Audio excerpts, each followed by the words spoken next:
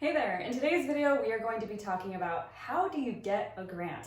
I know it can be overwhelming and a bit mysterious, but we're going to unpack that today with the 4 steps of how we think about grant writing, and just so we can make it much less intimidating, kind of give you the 101. I'm Meredith Noble, founder of LearnGrantWriting.org, where we teach people like you how to write winning grants and then live a really fulfilling career. Let's get into it.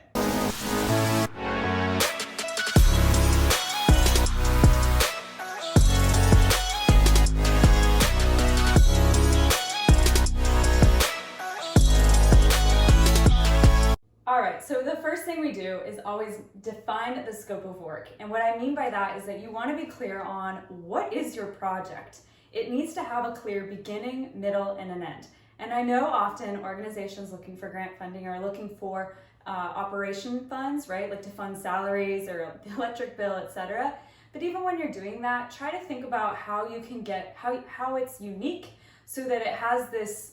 It's more fundable essentially when a funder sees, okay, I'm going to invest in this organization and their project is going to be, it's clear when it's done, it's clear when it's finished, right? And so that's why when you think of it as a project, it's a little bit easier to get those funded because you're clear, this is what we're doing, and more importantly, this is the problem we're solving, who we're serving, and then of course you've got to know, well, what's this scope of work going to cost?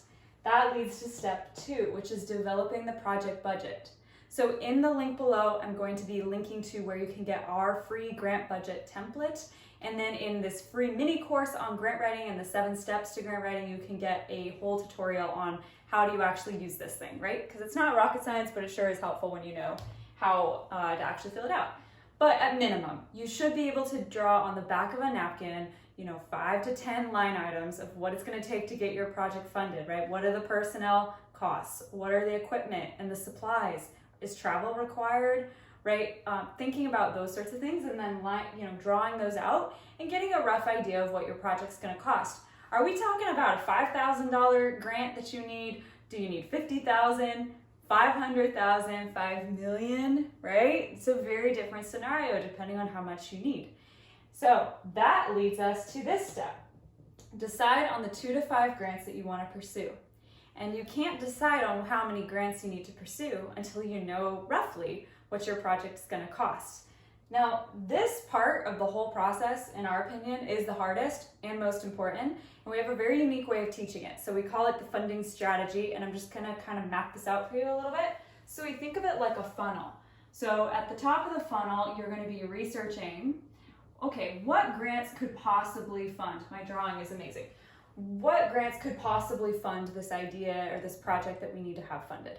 And we recommend using a grant database so that you can very efficiently find 100+ grant opportunities in minutes. We like Instrumental, but there's a lot of other options out there. It's just the one that we teach to use because it's very modern, very clean, very easy to use. So once you have filled the top of your funnel with all of these interesting opportunities, you're going to start quickly going through them and doing a go, no-go decision, or not go, more like keep or ditch, right? So if it makes it to the keep side, you're now down to about 20 or so grant opportunities that you actually seriously want to pay attention to and go a little deeper on and really see, hey, is this a good fit for us or not?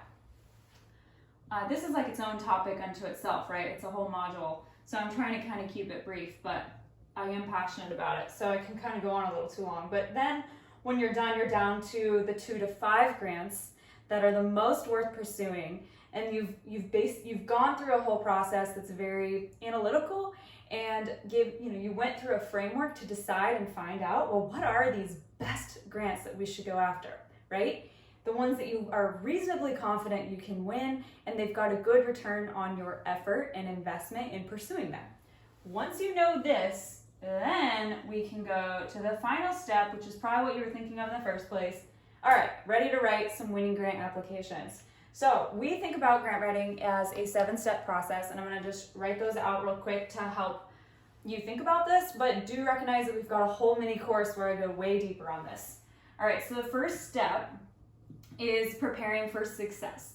And what we mean by that is that you want to review the funding guidelines, the rules on how to prepare the application, and then start to prepare a grant narrative skeleton. That's what we call it, but it's an outline, right? So you're filling out, all right, these are the sections of the narrative they need a response to. Here's some bullet point ideas for what I could put in there.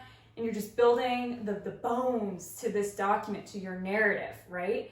And that makes it much less intimidating to start working on than starting on a blank page, right? So have your narrative skeleton, and then you host a rockin' kickoff meeting.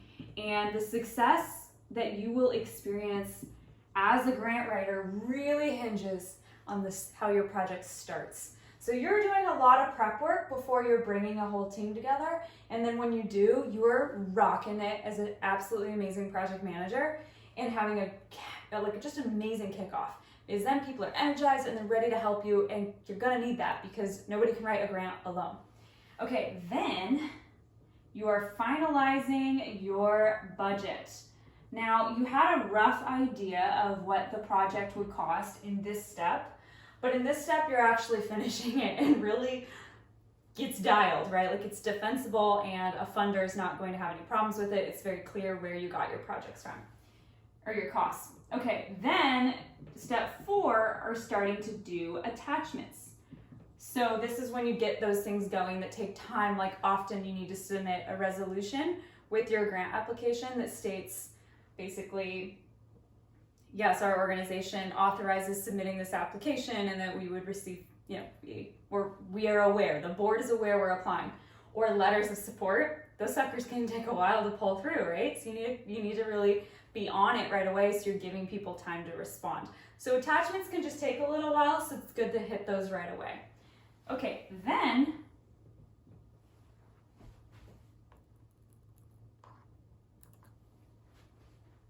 it's step 5, write your narrative. So now we're at the part that I think everyone thinks about, and this is where we just run through teaching you how to actually write an application really quickly and concisely. And then step 6 is all about how you actually write persuasively, because it's not a matter of just stating the facts.